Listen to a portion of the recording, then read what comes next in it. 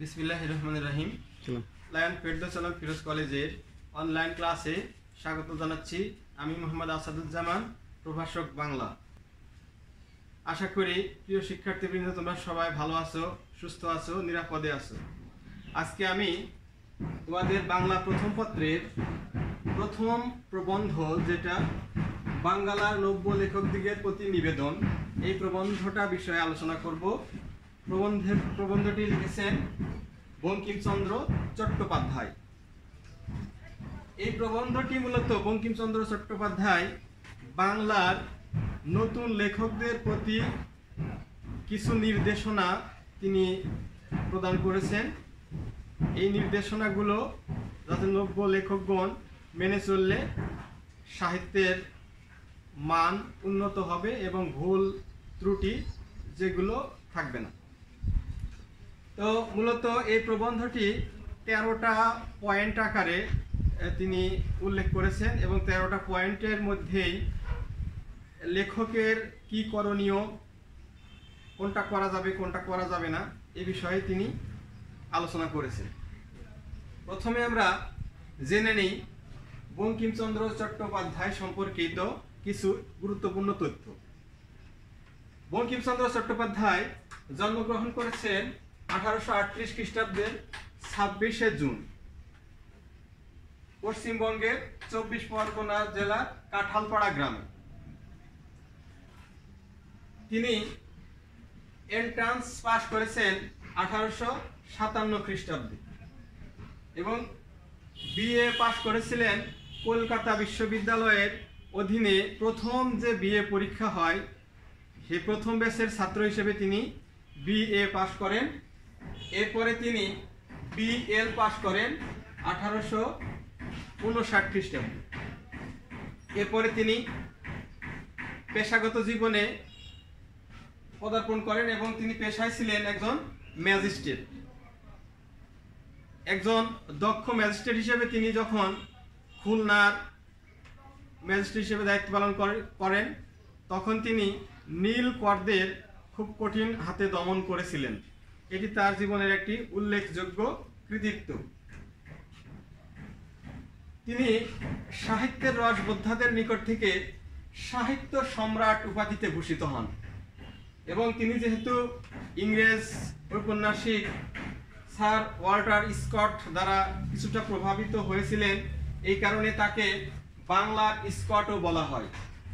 তিনি 1872 খ্রিস্টাব্দে তার জীবনের সবচেয়ে উল্লেখযোগ্য যে কৃতিত্বপূর্ণ কাজ বঙ্গদর্শন পত্রিকা প্রকাশ সেটি করেছিলেন। অর্থাৎ তিনি বঙ্গদর্শন পত্রিকার প্রতিষ্ঠাতা সম্পাদক। তারপরে এই বঙ্গদর্শন পত্রিকা অনেকেই সম্পাদনা করেছেন। বঙ্কিমচন্দ্র যখন বঙ্গদর্শন পত্রিকার সম্পাদনা করেন তার ঠিক পরপরই এই পত্রিকার সম্পাদকের দায়িত্ব ভার গ্রহণ করেন তারই ভাই সঞ্জীব চন্দ্র চট্টোপাধ্যায়। এই সঞ্জীব চন্দ্র চট্টোপাধ্যায় যিনি ছিলেন বঙ্কিমচন্দ্রের আপন ভাই এবং বাংলা সাহিত্যের ভ্রমণ সাহিত্যের প্রথম লেখক, অর্থাৎ প্রথম ভ্রমণ সাহিত্যের রচয়িতা। এবং প্রথম ভ্রমণ সাহিত্যটা ছিল পালামৌ, খুবই চমৎকার এবং অত্যন্ত ছোট, একেবারে ছোট একটি ভ্রমণ কাহিনী এটি এবং খুবই চমৎকার বিষয়বস্তু। এবং বঙ্কিমচন্দ্র চট্টোপাধ্যায়ের পিতার নাম ছিলেন যাদবচন্দ্র চট্টোপাধ্যায় এবং এই যাদবচন্দ্র চট্টোপাধ্যায় ছিলেন একজন ডেপুটি কালেক্টর। বঙ্কিমচন্দ্র চট্টোপাধ্যায়ের উল্লেখযোগ্য সাহিত্যকর্মের মধ্যে রয়েছে উপন্যাস। তিনি যেহেতু বাংলা সাহিত্যের প্রথম সার্থক এবং শিল্পসম্মত উপন্যাসের রচয়িতা, এজন্য তাকে বাংলা সাহিত্যের উপন্যাসের জনক বলা হয় এবং তার প্রথম সার্থক উপন্যাস হলো দুর্গেশ নন্দিনী, যেটি 1865 খ্রিস্টাব্দে প্রকাশিত হয়। এরপরে তিনি অনেকগুলো উপন্যাস রচনা করেছেন। এরপরে তিনি কপালকুণ্ডলা, মৃণালিনী, চন্দ্রশেখর, আনন্দমঠ, রাজ সিংহ, সীতারাম, দেবী চৌধুরানী, কৃষ্ণকান্তের উইল সহ বিখ্যাত উপন্যাস রচনা করেছেন। এছাড়াও তার একটি ইংরেজি উপন্যাসও রয়েছে রাজমোহনস ওয়াইফ, যার নাম মূলত তিনি এই রাজমোহনস ওয়াইফ এই ইংরেজি উপন্যাসটি তিনি প্রথম রচনা করেছিলেন, কিন্তু এটি প্রকাশ হয় পরে, তার মৃত্যুরও পরে এটি প্রকাশিত হয়। এজন্য আমরা ধরে নিই যে দুর্গেশ নন্দিনী তার প্রথম উপন্যাস এবং বাংলা সাহিত্যের প্রথম শিল্পসম্মত উপন্যাস, অর্থাৎ বাংলা সাহিত্যের প্রথম সার্থক উপন্যাস যদি আমরা বলি তাহলে বলতে হবে দুর্গেশ নন্দিনী হলো বাংলা সাহিত্যের প্রথম সার্থক উপন্যাস। এজন্যই বঙ্কিমচন্দ্র চট্টোপাধ্যায়কে বাংলা সাহিত্যের উপন্যাসের জনক বলা হয়। এরপরে আসি কপালকুণ্ডলা।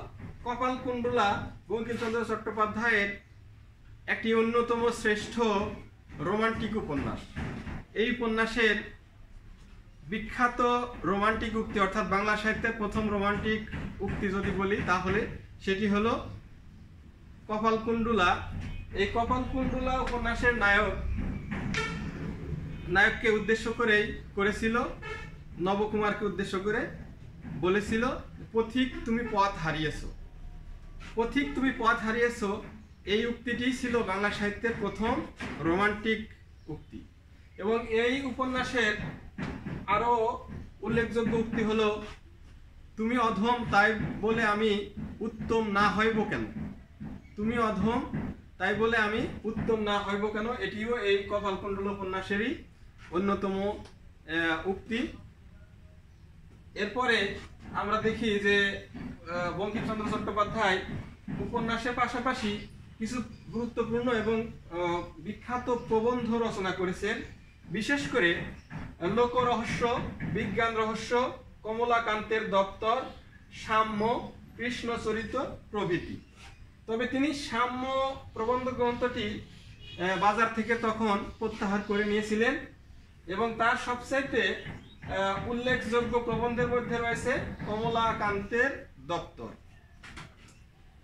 তিনি মূলত এই কমলাকান্তের দপ্তর প্রবন্ধটি রচনা করেছিলেন ডি কুইন্সির একটি প্রবন্ধের অনুকরণে। এই প্রবন্ধটি 2 খণ্ডে বিভক্ত।